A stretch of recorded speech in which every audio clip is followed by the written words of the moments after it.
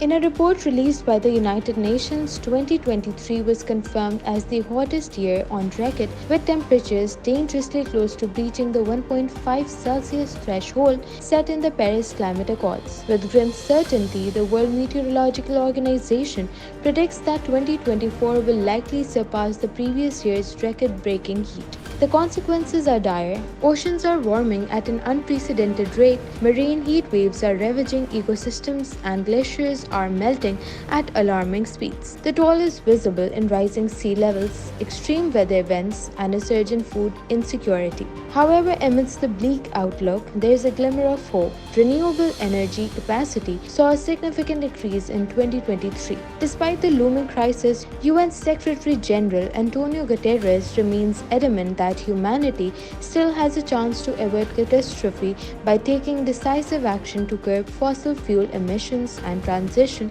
to sustainable energy sources. But the clock is ticking, and the urgency to act has never been more apparent.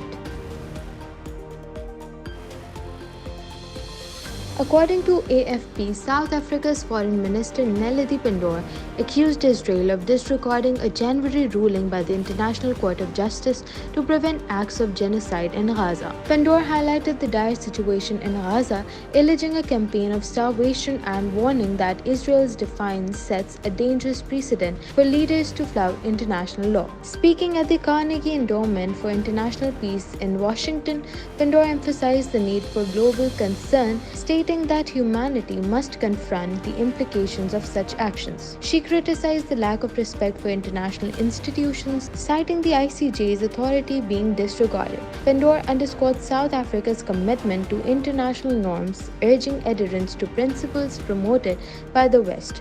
She cautioned against double standards, expressing hope that African nations would not face discriminatory treatment for similar defiance of international rulings.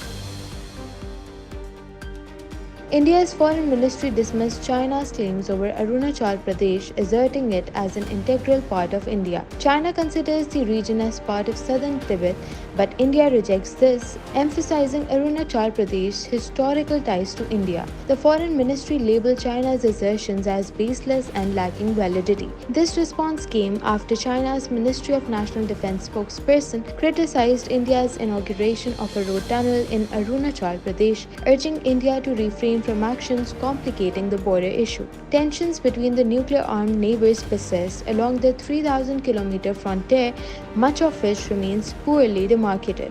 A deadly clash in 2020 resulted in the deaths of Indian and Chinese troops in the western Himalayas. Since then, both countries have bolstered their positions along the border, escalating military presence and equipment deployment. This heightened state of tension is a reminder of the unresolved border dispute compounded by the history of a border war in 1962.